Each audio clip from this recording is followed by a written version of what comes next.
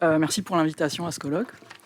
Je vais retracer comme ça 2-3 points dans mon parcours pour dire aussi comment j'arrive aujourd'hui à avoir fait le travail que j'ai pu faire sur la forêt de Fontainebleau.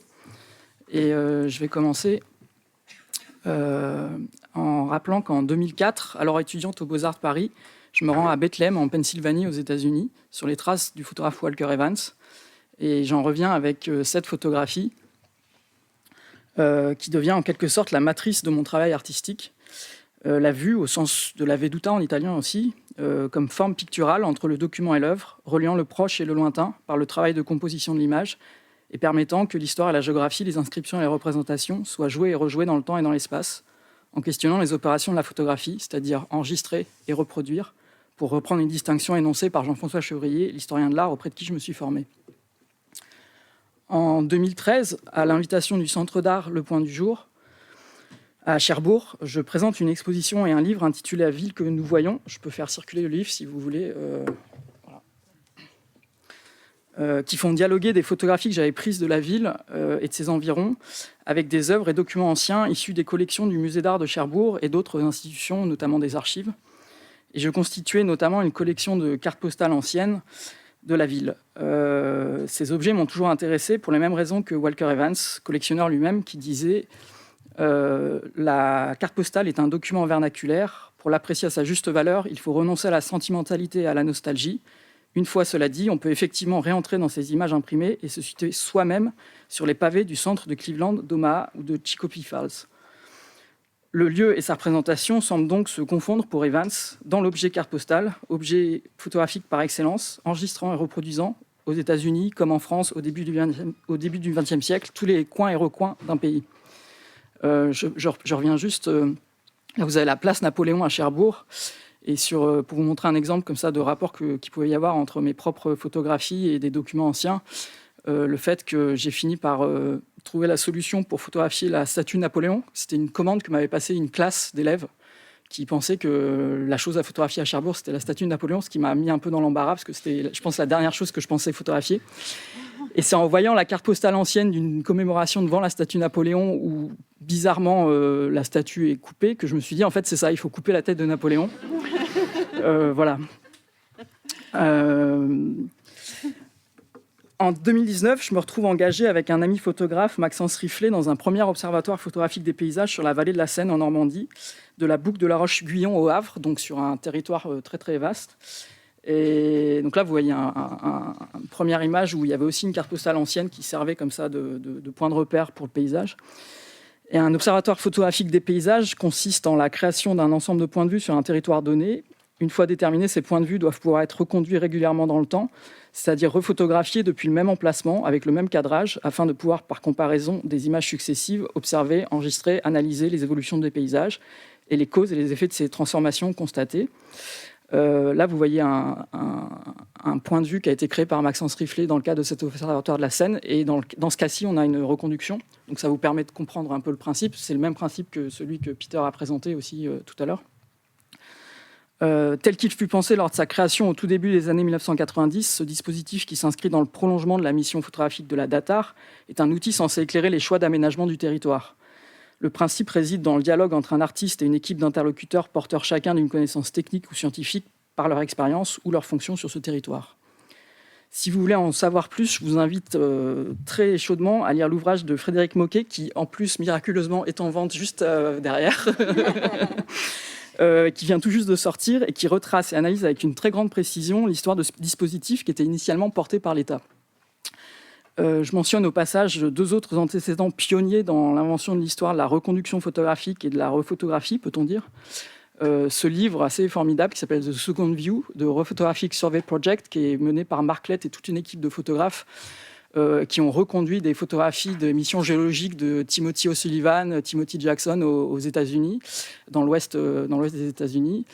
Et puis, ça, je ne vais pas vraiment le présenter, puisque Peter l'a fait mieux que moi tout à l'heure, mais il me manque une image, en fait, je me rends compte.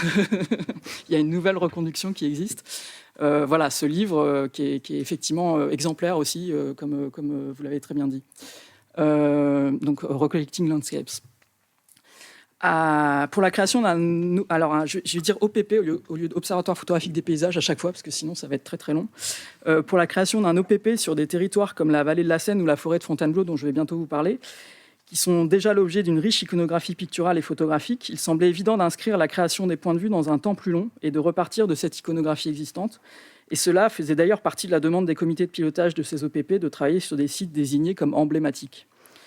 Quelques exemples sur la Seine. Donc là, vous voyez une vue de Rouen très, très, très souvent représentée, aussi bien dès le XVIIIe siècle en gravure qu'à travers les nombreuses cartes postales, où c'est assez beau la façon dont on voit aussi le mouvement des bateaux, c'est-à-dire que l'accumulation des cartes postales là, produit aussi quelque chose sur l'activité même du lieu. Là, un point de vue que j'ai créé en m'inspirant à la fois du fait que Monet a beaucoup peint ce point de vue, et puis en même temps de cartes postales qui montraient déjà cette guinguette. Et puis là, c'est un cas un peu particulier. J'ai essayé de reconduire un tableau de Cézanne, ce qui n'est pas si évident que ça, parce qu'on a l'impression qu'il est juste topographiquement, mais en fait, il s'arrange pas mal avec la réalité. En tout cas, il y a ce truc des plans du tableau là, dans la construction des tableaux de Cézanne est très fort. Et bon, je me suis un peu amusé parce qu'effectivement, aujourd'hui, quand on se met au point de vue, on a tout un encombrement urbain qui n'existait pas à l'époque. À Fontainebleau, j'ai créé l'Observatoire photographique des paysages du massif forestier à la demande de l'Office national des forêts, dans le cadre de leur label Forêt d'exception. Et l'ONF est donc commanditaire et gestionnaire du territoire concerné par la commande, ce qui était beaucoup plus simple que sur la vallée de la Seine, où on avait 4 porteurs de projets, un comité de pilotage de 30 personnes, etc.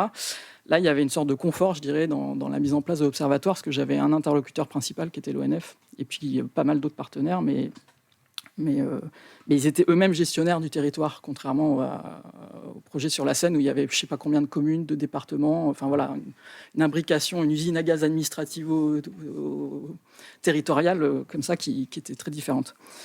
La création de l'observatoire comprenait ici la création de points de vue sur 42 sites qui avaient été prédéterminés par l'ONF et les différents partenaires de cette OPP. Ces sites étaient parfois typiques de la forêt de Fontainebleau, parfois singuliers, et couvraient les principaux facteurs d'évolution de cette forêt aujourd'hui.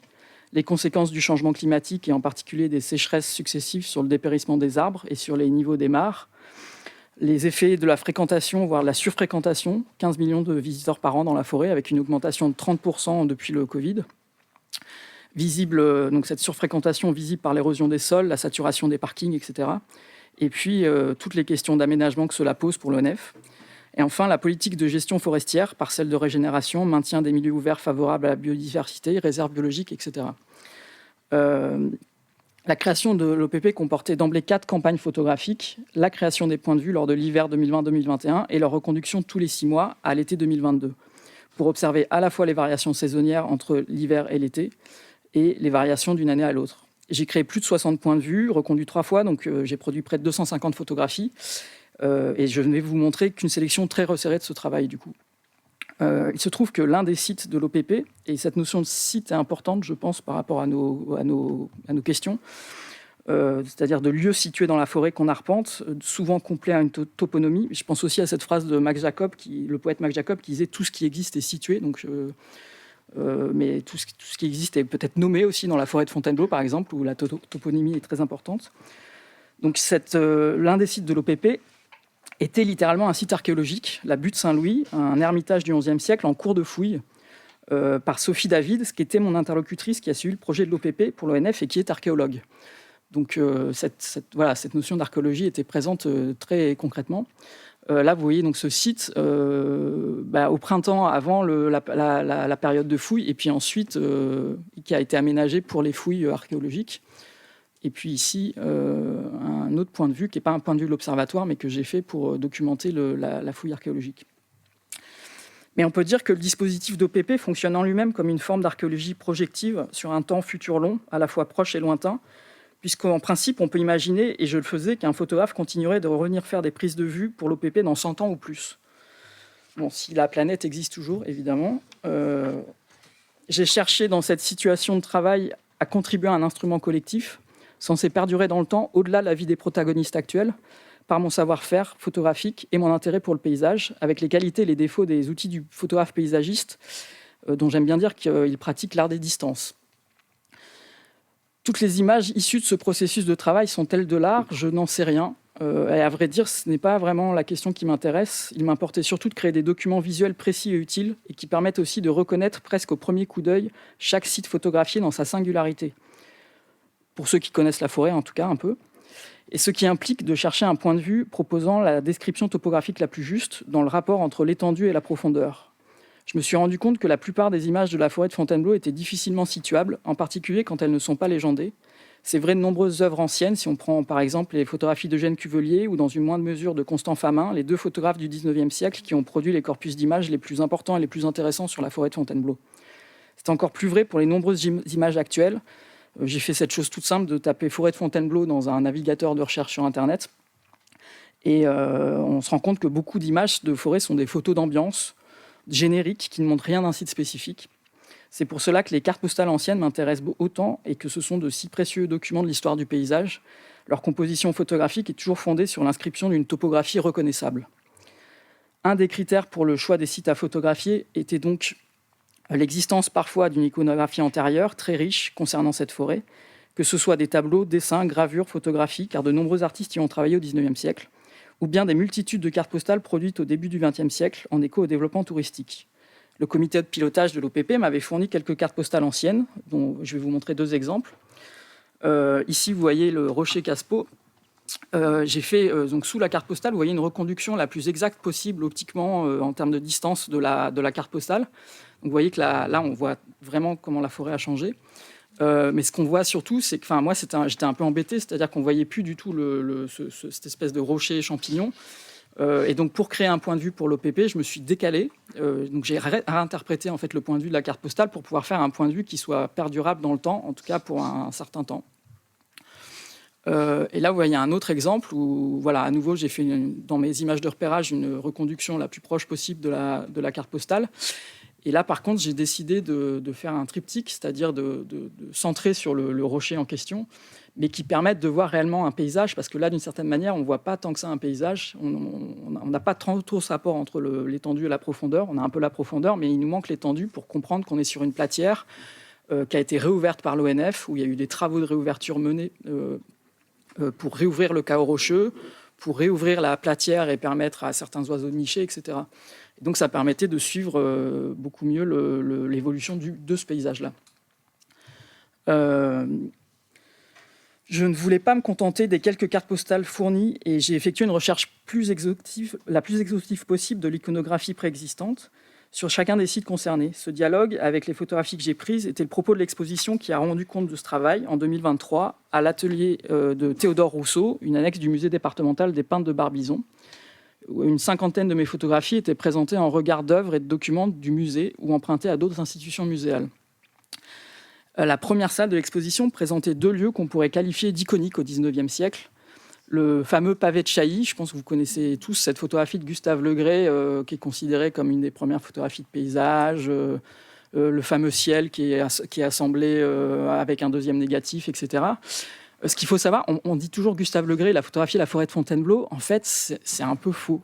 Quand on regarde sur la carte où est-ce qu'il est allé en forêt, là, on est à l'entrée de la forêt.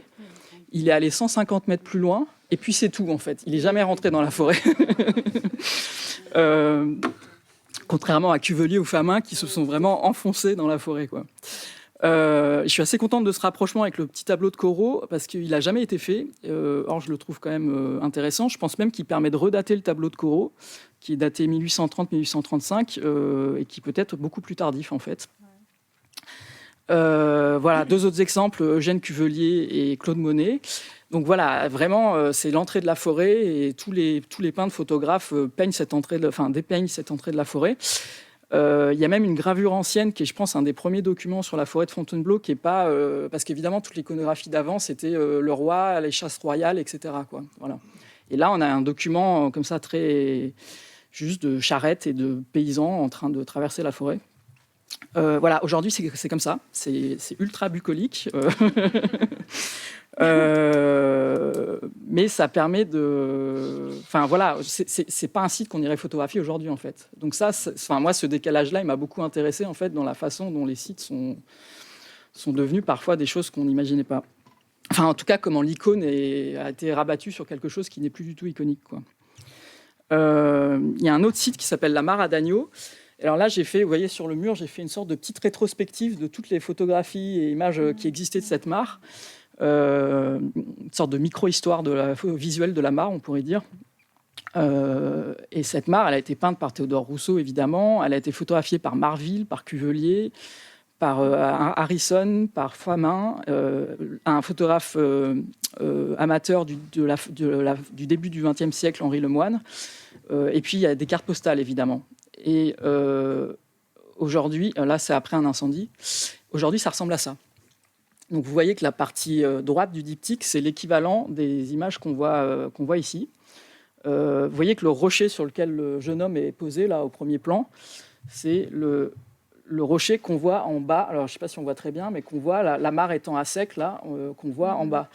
La souche du grand chêne qu'on voit à l'arrière-plan. Là, je vous ai mis Napoléon aussi, parce que, pour vous dire à quel point c'était iconique, c'est-à-dire que même quand on représente Napoléon chassant, alors qu'il n'a absolument pas chassé à cet endroit-là, on met cette vue, en fait. Le peintre pompier qui peint ce tableau part des photographies de ce point de vue.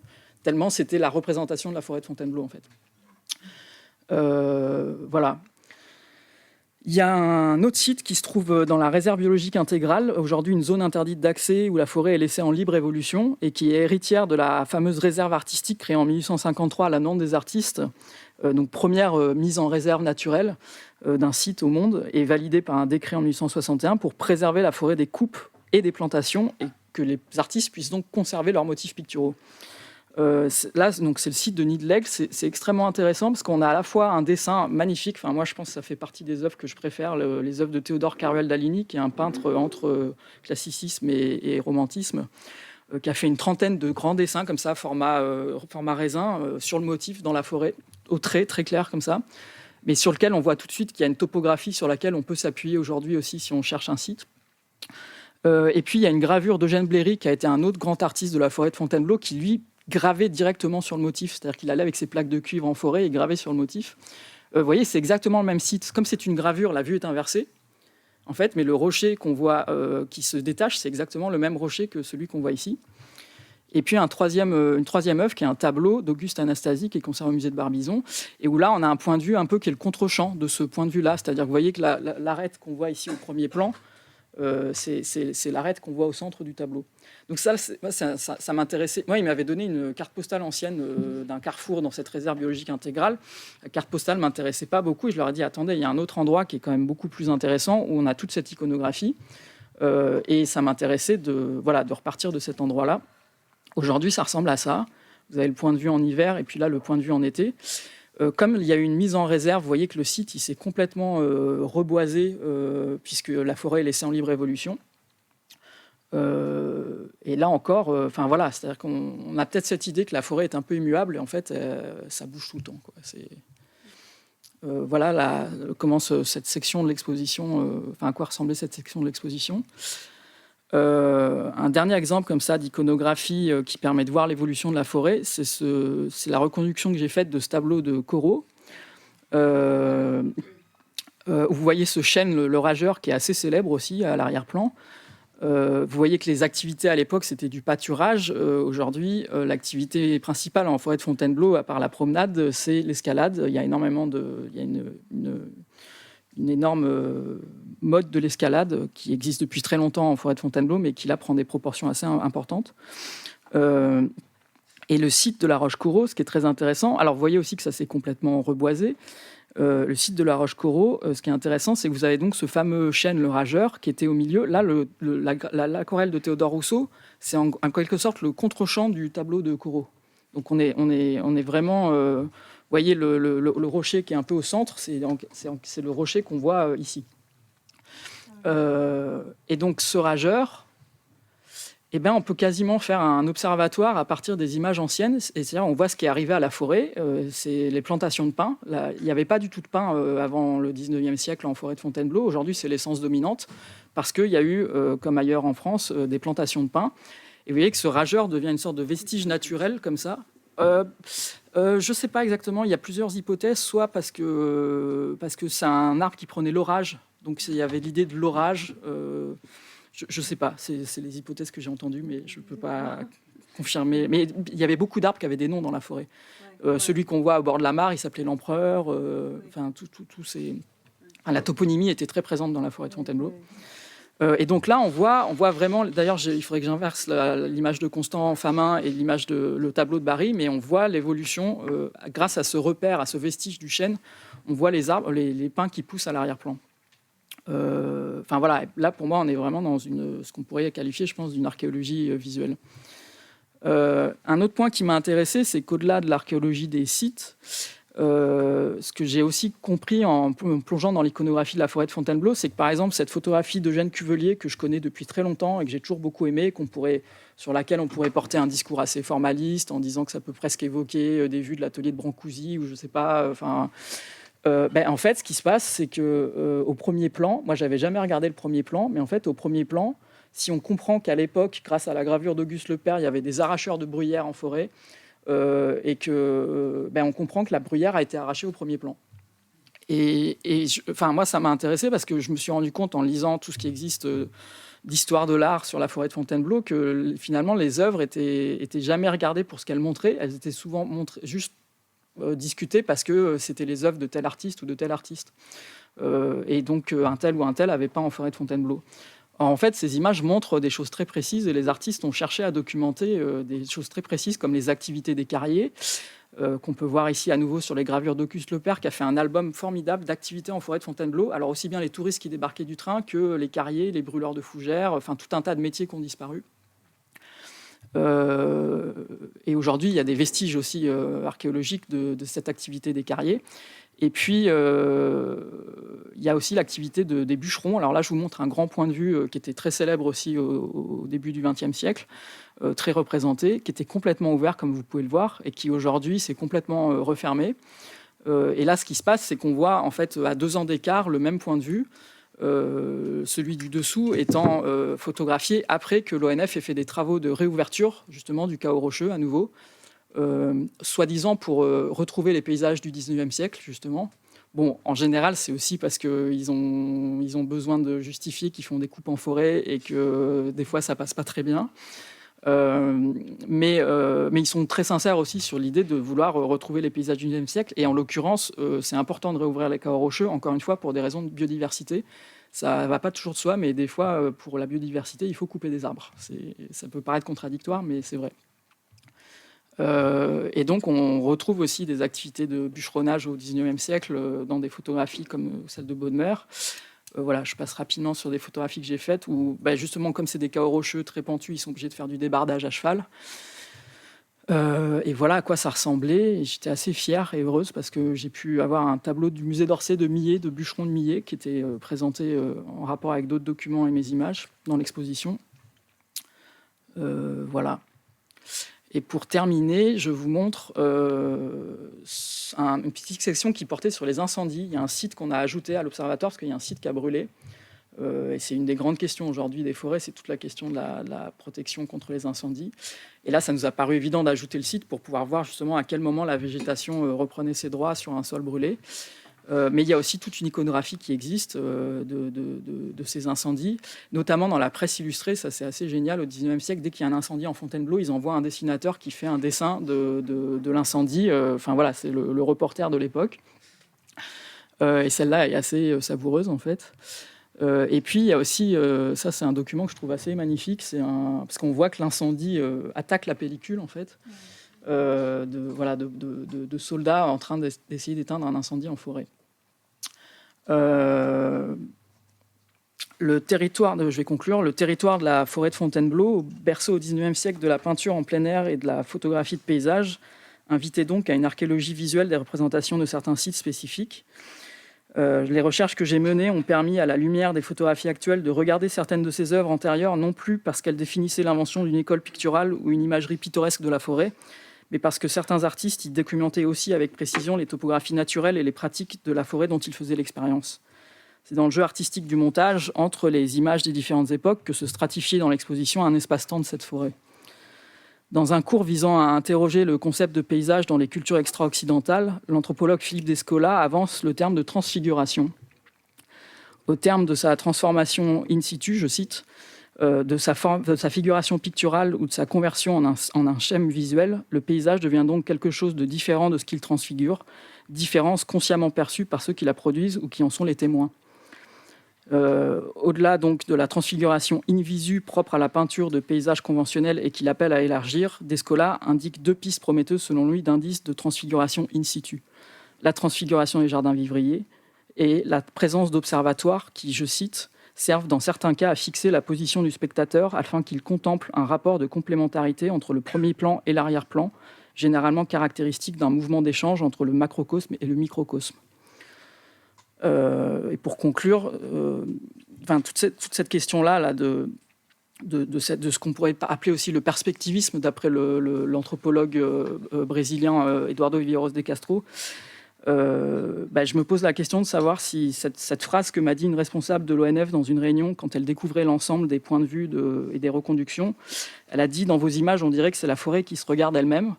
Et j'espère qu'elle a raison d'une certaine manière et que ça recoupe ce que Descola essaye de décrire sur